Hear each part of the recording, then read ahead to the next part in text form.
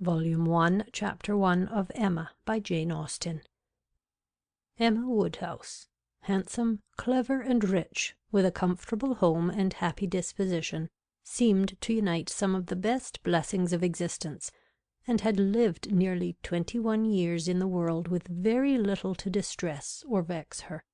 She was the youngest of the 2 daughters of a most affectionate, indulgent father, and had, in consequence of her sister's marriage, been mistress of his house from a very early period.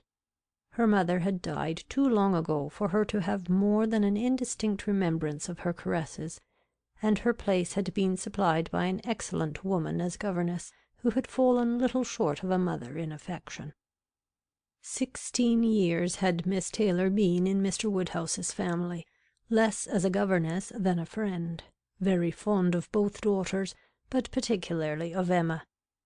Between them it was more the intimacy of sisters. Even before Miss Taylor had ceased to hold the nominal office of governess, the mildness of her temper had hardly allowed her to impose any restraint, and the shadow of authority being now long passed away, they had been living together as friend and friend, very mutually attached, and Emma doing just what she liked, highly esteeming Miss Taylor's judgment, but directed chiefly by her own. The real evils, indeed, of Emma's situation were the power of having rather too much her own way, and a disposition to think a little too well of herself. These were the disadvantages which threatened alloy to her many enjoyments. The danger, however, was at present so unperceived that they did not by any means rank as misfortunes with her. Sorrow came, a gentle sorrow, but not at all in the shape of any disagreeable consciousness. Miss Taylor married. It was Miss Taylor's loss which first brought grief. It was on the wedding day of this beloved friend that Emma first sat in mournful thought of any continuance. The wedding over, and the bride people gone, her father and herself were left to dine together, with no prospect of a third to cheer a long evening. Her father composed himself to sleep after dinner, as usual, and she had then only to sit and think of what she had lost. The event had every promise of happiness for her friend. Mr. Weston was a man of unexceptionable character, easy fortune, suitable age, and pleasant manners, and there was some satisfaction in considering with what self-denying, generous friendship she had always wished and promoted the match. But it was a black morning's work for her. The want of Miss Taylor would be felt every hour of every day. She recalled her past kindness, the affection of 16 years, how she had taught and how she had played with her from 5 years old, how she had devoted all her powers to attach and amuse her in health, and how nursed her through the various illnesses of childhood.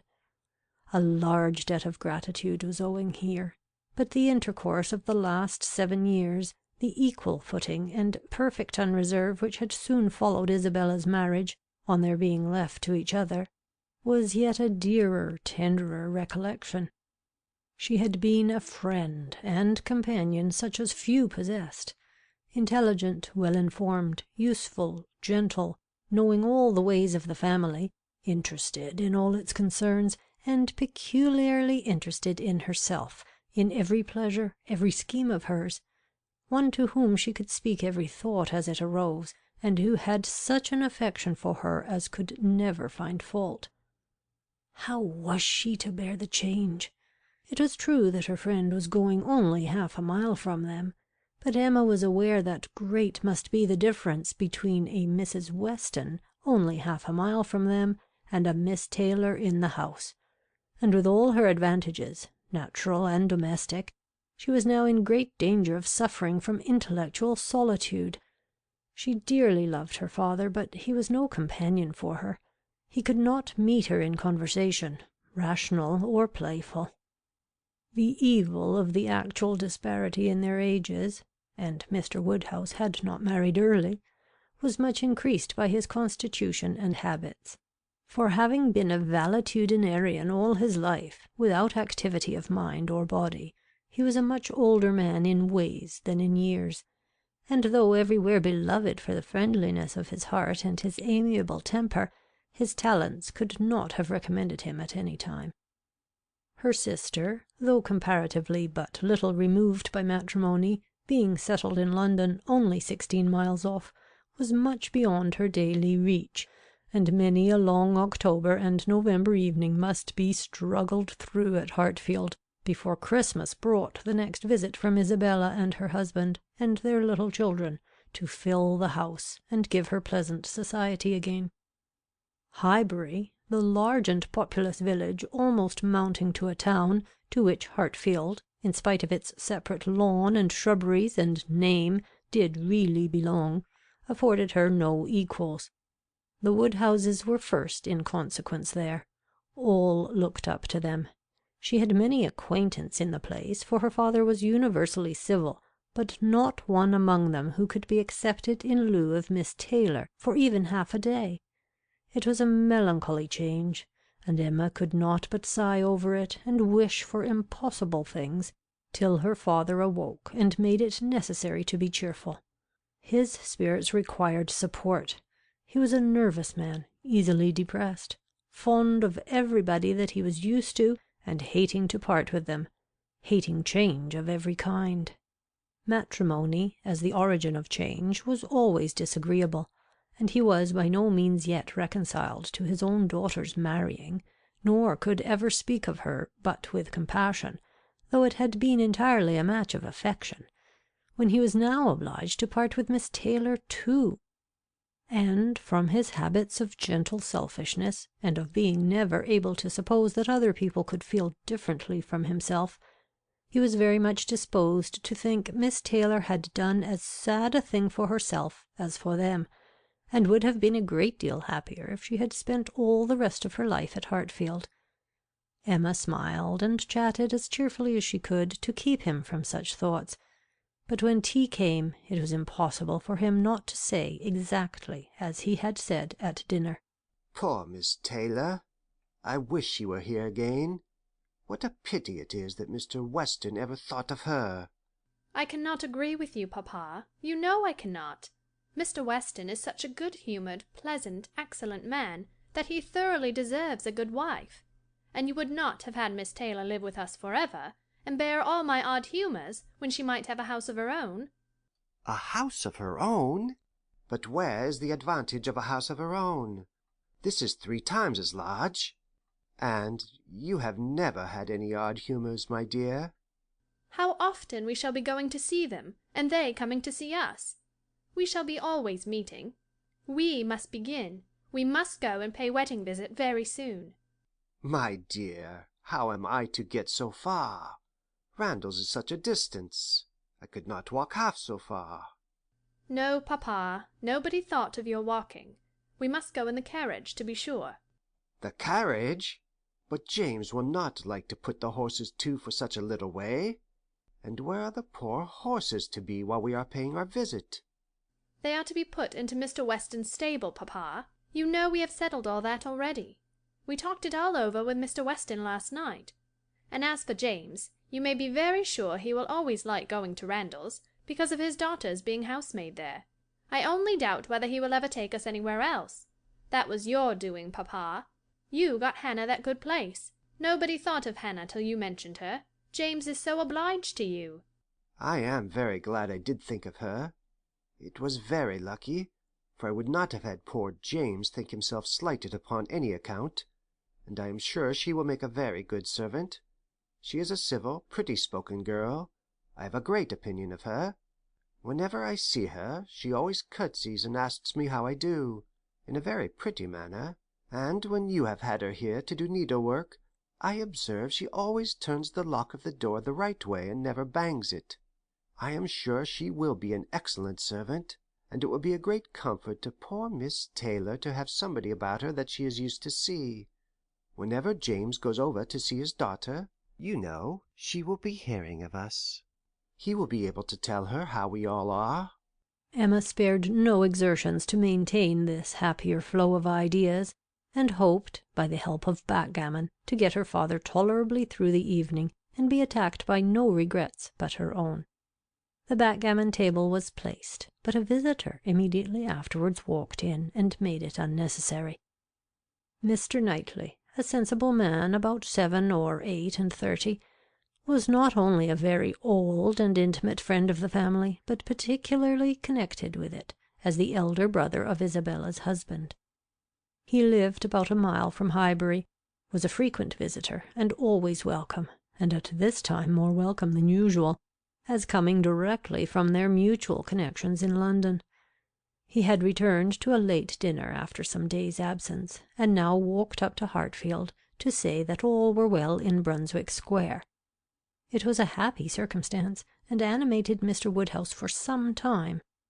Mr. Knightley had a cheerful manner which always did him good, and his many inquiries after poor Isabella and her children were answered most satisfactorily. When this was over, Mr. Woodhouse gratefully observed, "It is very kind of you, Mr. Knightley, to come out at this late hour to call upon us. I am afraid you must have had a shocking walk." "Not at all, sir. It is a beautiful moonlight night, and so mild that I must draw back from your great fire."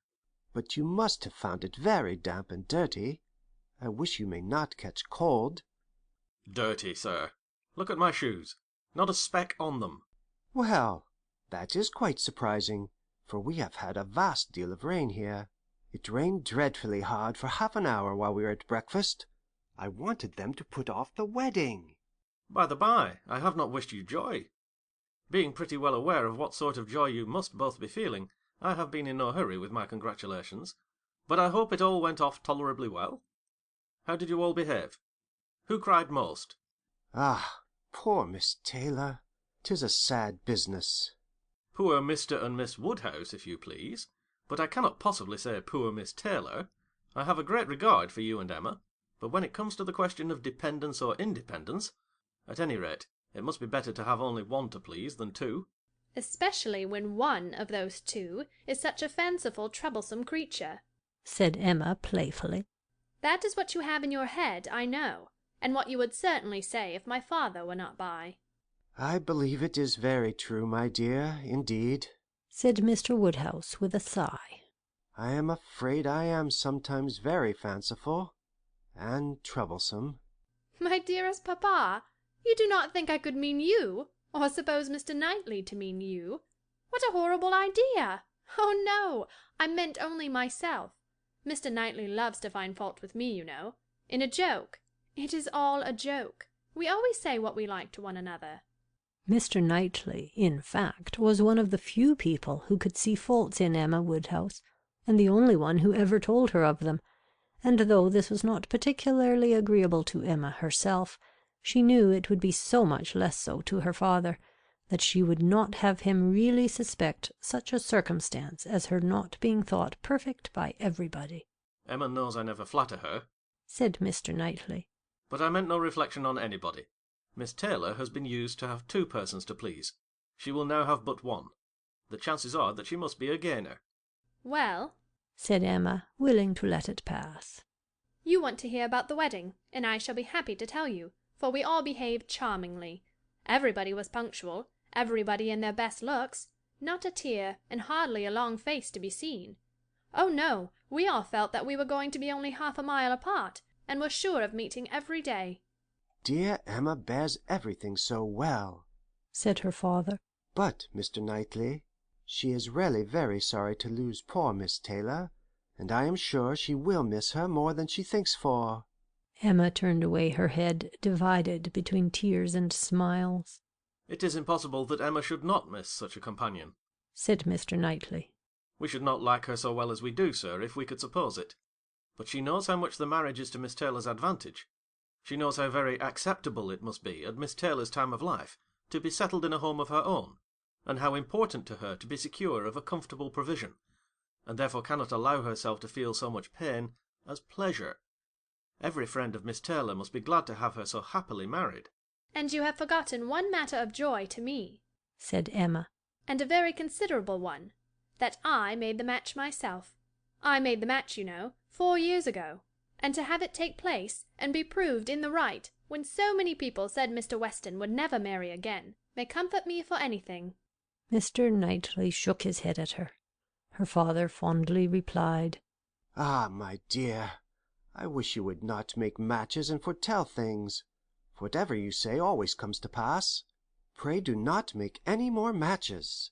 I promise you to make none for myself, papa, but I must indeed for other people. It is the greatest amusement in the world, and after such success, you know. Everybody said that Mr. Weston would never marry again. Oh dear, no! Mr. Weston, who had been a widower so long, and who seemed so perfectly comfortable without a wife, so constantly occupied, either in his business in town, or among his friends here, always acceptable wherever he went, always cheerful, Mr. Weston need not spend a single evening in the year alone if he did not like it. Oh no, Mr. Weston certainly would never marry again. Some people even talked of a promise to his wife on her deathbed, and others of the son and the uncle not letting him. All manner of solemn nonsense was talked on the subject, but I believed none of it. Ever since the day, about 4 years ago, that Miss Taylor and I met with him in Broadway Lane, when, because it began to drizzle, he darted away with so much gallantry, and borrowed 2 umbrellas for us from Farmer Mitchell's, I made up my mind on the subject. I planned the match from that hour, and when such success has blessed me in this instance, dear papa, you cannot think that I shall leave off match-making. I do not understand what you mean by success, said Mr. Knightley. Success supposes endeavour. Your time has been properly and delicately spent if you have been endeavouring for the last 4 years to bring about this marriage. A worthy employment for a young lady's mind. But if, which I rather imagine, your making the match, as you call it, means only your planning it, you're saying to yourself one idle day, I think it would be a very good thing for Miss Taylor if Mr. Weston were to marry her, and saying it again to yourself every now and then afterwards, why do you talk of success? Where is your merit? What are you proud of? You made a lucky guess, and that is all that can be said. And have you never known the pleasure and triumph of a lucky guess? I pity you. I thought you cleverer. For, depend upon it, a lucky guess is never merely luck. There is always some talent in it. And as to my poor word, success, which you quarrel with, I do not know that I am so entirely without any claim to it. You have drawn 2 pretty pictures, but I think there may be a third, a something between the do-nothing and the do-all. If I had not promoted Mr. Weston's visits here, and given many little encouragements, and smoothed many little matters, it might not have come to anything after all. I think you must know Hartfield enough to comprehend that. A straightforward, open-hearted man like Weston, and a rational, unaffected woman like Miss Taylor, may be safely left to manage their own concerns. You are more likely to have done harm to yourself than good to them by interference. Emma never thinks of herself, if she can do good to others, rejoined Mr. Woodhouse, understanding but in part. But, my dear, pray do not make any more matches. They are silly things, and break up one's family circle grievously. Only one more, papa. Only for Mr. Elton. Poor Mr. Elton. You like Mr. Elton, papa. I must look about for a wife for him. There is nobody in Highbury who deserves him, and he has been here a whole year, and has fitted up his house so comfortably, that it would be a shame to have him single any longer. And I thought when he was joining their hands to-day, he looked so very much as if he would like to have the same kind office done for him. I think very well of Mr. Elton, and this is the only way I have of doing him a service. Mr. Elton is a very pretty young man, to be sure, and a very good young man, and I have a great regard for him. But if you want to show him any attention, my dear, ask him to come and dine with us some day. That will be a much better thing. I dare say Mr. Knightley will be so kind as to meet him. With a great deal of pleasure, sir, at any time, said Mr. Knightley, laughing. And I agree with you entirely that it will be a much better thing. Invite him to dinner, Emma, and help him to the best of the fish and the chicken, but leave him to choose his own wife. Depend upon it, a man of 6 or 7 and 20 can take care of himself. End of Volume 1, Chapter 1.